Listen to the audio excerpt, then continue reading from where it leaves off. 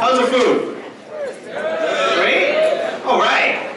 So, before we go in, let's do let's just have a little fun, right? We've been talking, we're in this conference room for a little bit. So, in the spirit of what Tony said in the morning too, let's just do a little activity that is fun and practices consent. It's fun, right? So look at someone at your table, find someone at your table, just say hi, verbal hi. And then, just from my experience this morning, inspired from my young brother Isaiah, he is 2-0 in thumb wrestling. He just beat me. I'm 0-2. So look at someone at your table and say, hey, my name is so-and-so, these are my pronouns, do you want to thumb wrestle with me? And if they say yes, then do it. If they say no, say it's all good in the hood, alright? So let's do that for literally 1 minute, right now.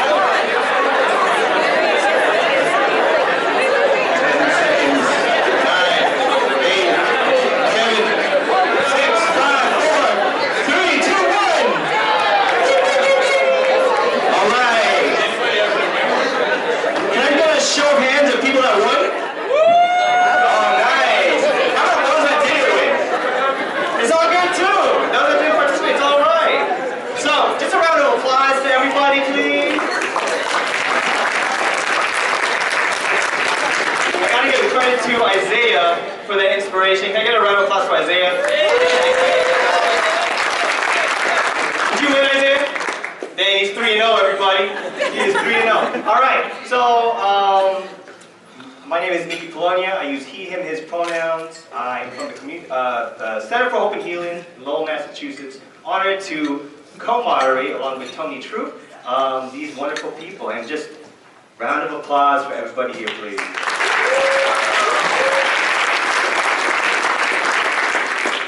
So I just want to remind, we took in a lot of information, right, from Tony Porter of breaking the box, the man box. So think about what was most salient to you and your location and where you're at. And with the purpose for this panel is to have diverse representation and moving that dial a little bit more, right? So from Tony's presentation, what are we bringing forward? So just grateful again, so from the Center for Hope and Healing, also the Brotherhood of Strain from Lowell, Massachusetts, partnership with Jane Doe Inc. Just briefly, a lot of our work together is that statewide work, so bringing all of y'all here together. Some of the things that we've done is circle convening, some of you are a part of this, and bringing men across the strait together to talk about and call in what Tony was saying earlier. So just a quick shout out to that, because we know that the work continues beyond this room, right?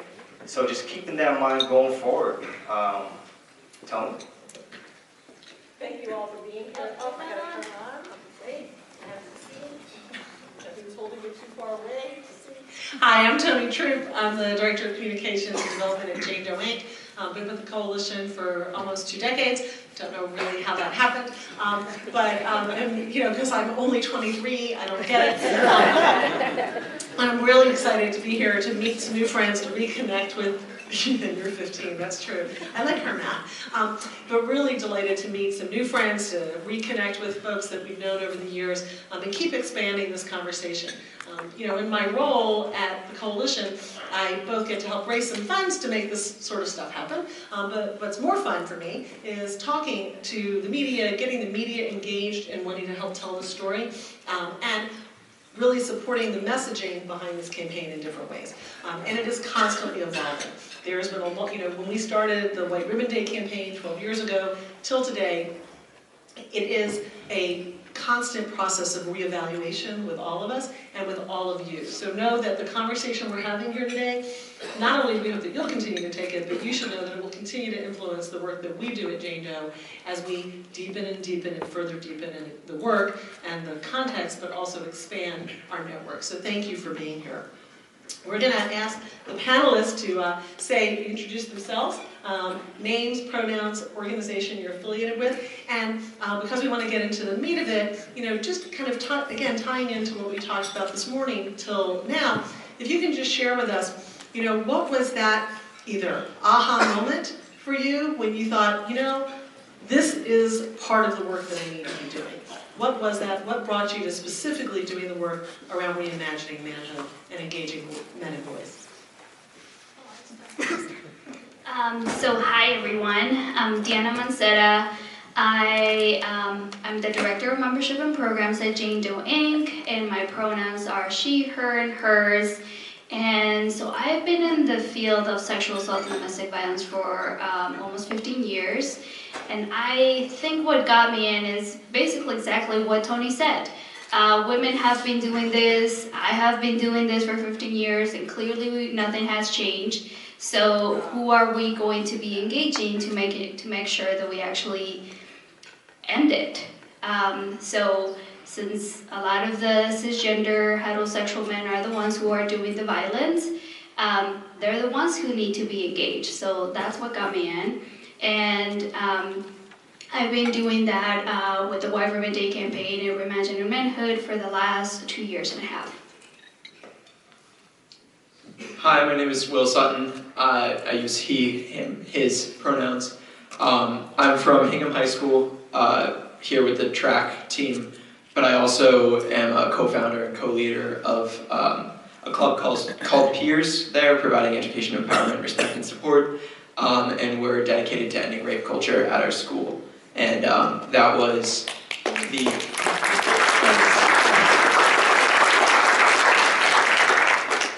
that was the product of a couple of things. We were lucky enough to have our guidance counselors bring in somebody to kind of talk to us about issues of rape culture, and it became a very real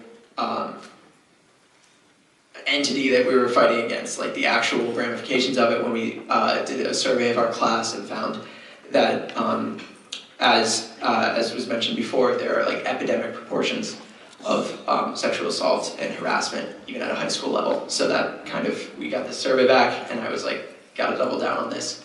So, yeah, that's that. Again, I'm Tony, he, him, his, and it was women that got me into the work, that engaged me. I was doing a lot of anti-racism work.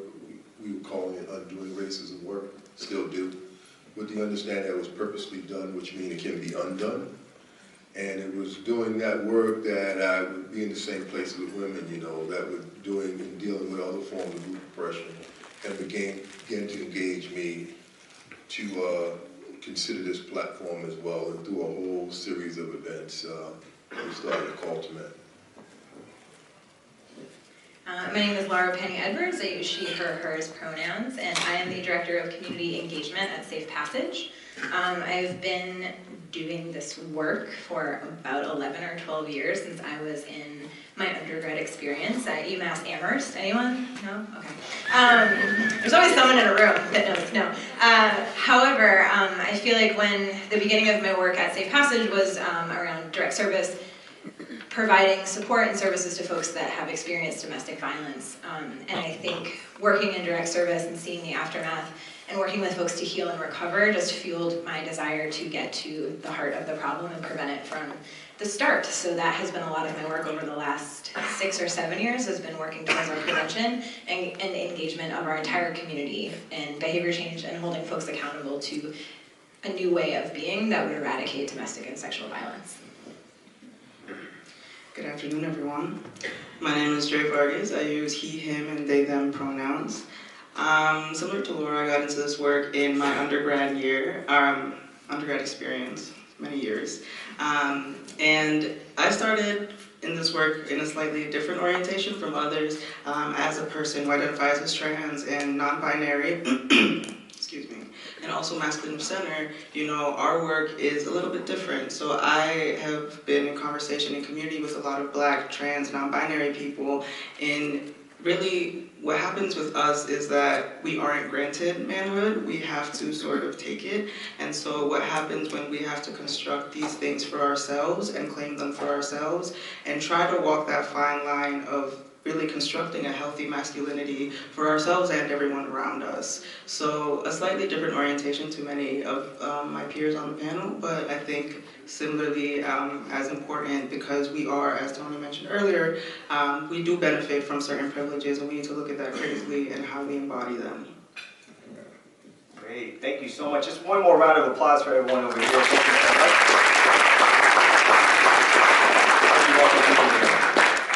So Tony and I have a few questions we're going to direct to the panel, and it's going to be, just to ground this, it's dialing forward what Tony talked about this morning. How are we moving that forward?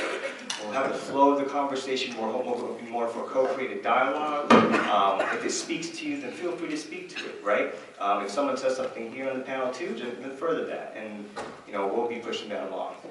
Additionally, there will be room for question and answer, so there will be Q&A at the end. You should have some post-it notes at your tables, so if you hear something, write that question down and save it. We will have runners during that portion in about 45 minutes or so that will collect those, and then we will get to answer those. Cool.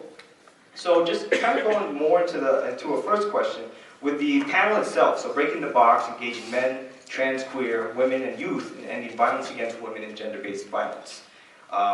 We want to look more into the social identities piece of that, right? It's diverse representation on this panel, and we'll start with a quick analysis of race. So Tony, you mentioned it too. So the first question being, how does race factor in with these notions of the man box, of healthy, the toxic masculinity?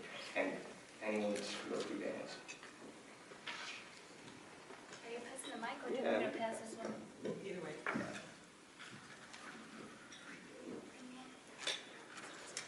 Okay, I'll do it. Well, of course it plays a lot. I show up as my whole self. The moment I leave my home, I'm not just Deanna. I happen to be a female identify, and then as soon as I speak, you hear my accent. So I was born and raised in Mexico City. So, but you're probably not going to hear that or know that until you hear me. But I also identify as a woman of color. So I know that my experiences, and I have experienced a lot of this, particularly in the last couple of years for some obvious reasons, have heard a lot of violence towards me and towards my community.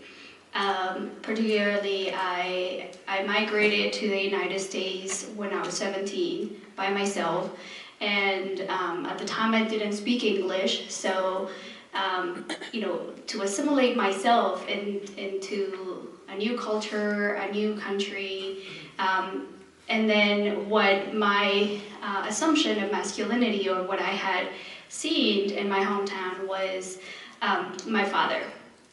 And he was extremely violent. So my mom, my brothers, and I experienced a lot of violence growing up. So that was my notion of masculinity. In order for you to be a man in Mexico, you have to be aggressive. You have to be violent. They're the providers. And of course, like my brothers grew up the same way. So when I moved to the US, was one reason of why moving to the US was to basically run away from that culture that I was living. And even to this day, last year I went back home for Christmas, and doing the work that I do, of course, I always challenge this notion of masculinity and also the unhealthy masculinity, not masculinity itself, but unhealthy masculinity. So I went out with my cousins, and there was like 2 female cousins and myself, and we were in this bar, and we were in the middle of the bar, and there were all men around us. And my brothers and my cousins, male cousins and my brothers, were texting us like, "Are you okay? Are you safe?" And we're like, "Yeah, we're in a bar. Like, what's gonna happen?" So it's so different, right? So those notions of masculinity from my country to what I'm used to, also now here, they are different, but it's still the same in many ways. So yeah, does that answer?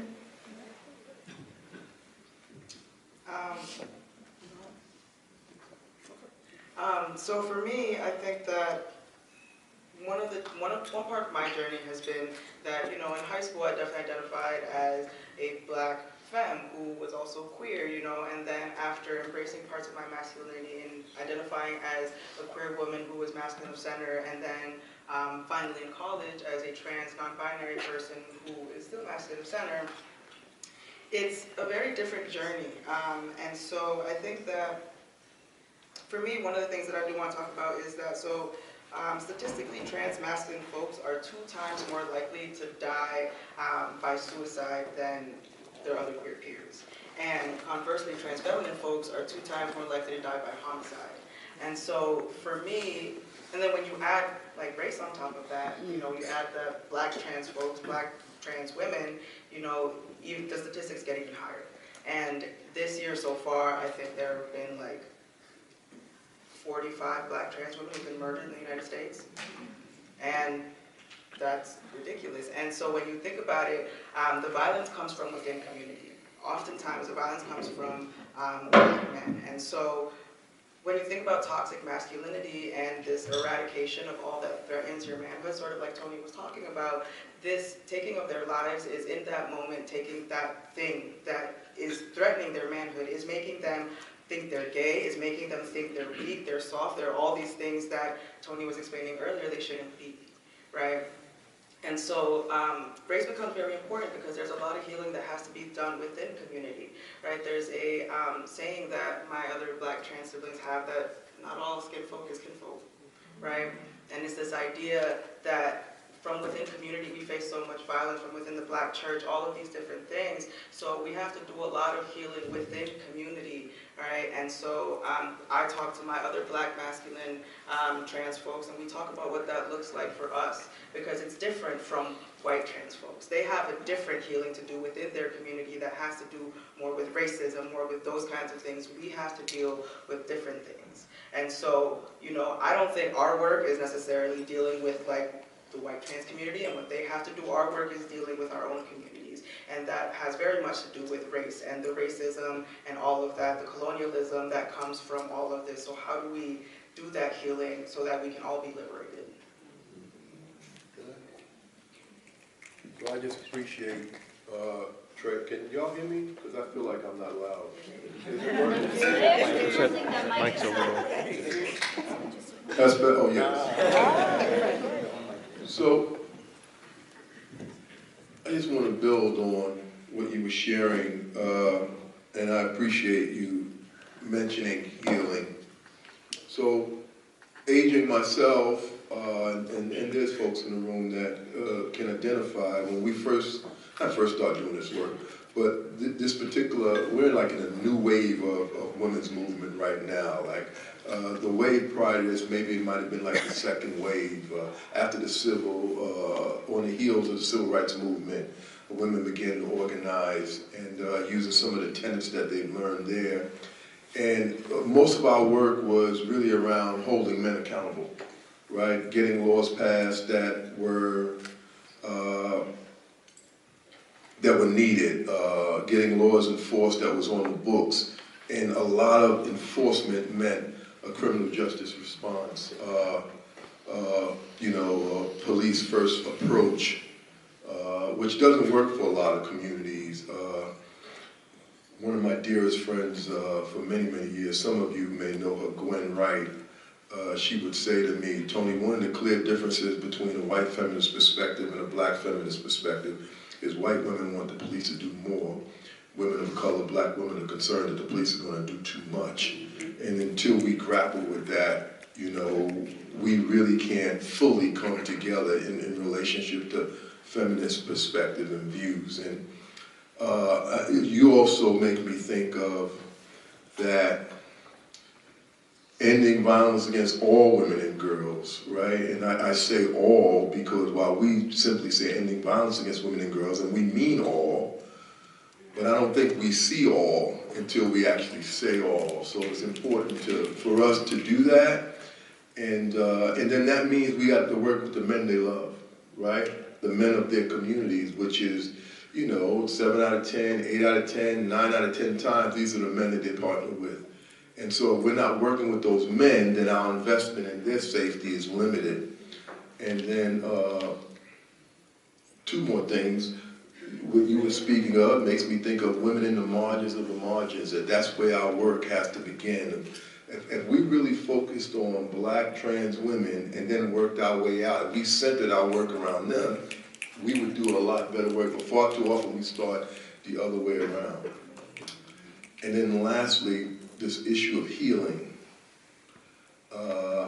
In those early days, everything was about accountability, right?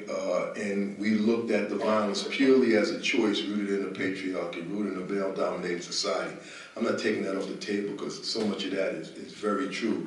But what there was no space for was to talk about healing. We was too concerned that if we talked about healing, then we would pathologize the violence and we would have limited accountability. And I get that too, but today we gotta talk about it. We gotta talk about historical trauma. We gotta talk about community trauma. We gotta find a place, and this makes me think right now specifically about black men. We gotta find a place to give validation to the truth that hurt people hurt people. And so when you say, trans black women, the violence is perpetrated to them in astronomical numbers in comparison to other groups by predominantly black men, if we're not going to address the realities and experiences of black men, then we're not going to really be able to end that violence. So I appreciate you putting that on the table.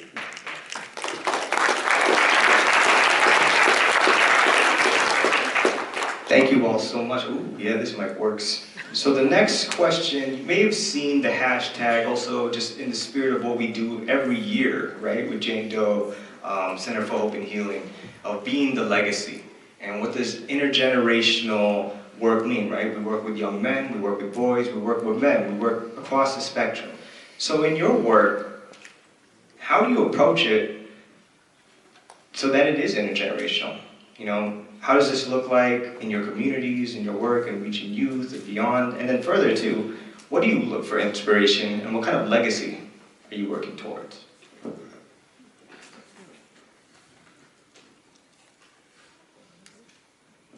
I think for me, in the queer community, I look very much up to our elders. Our queer elders are very important to us because while what we're facing is not necessarily easier, it is different than what they faced. And so when I'm talking about elders, I'm talking about the people that were alive and present during Stonewall, people that were alive and present during the Black Cat riots in LA and California. So for me, a lot of it, and going back to this topic of healing, the healing needs to be intergenerational as well. So when we bring in our queer elders, we bring them into the discussions and we all talk about the pain, the hurt, we talk about what we're facing, how it's different from what they face, and how then we can all work together to get to a better place. I think that's one of the key ways that in my work and in our work, we do intergenerational things. We partner with an agency called Try Together with 2 individuals named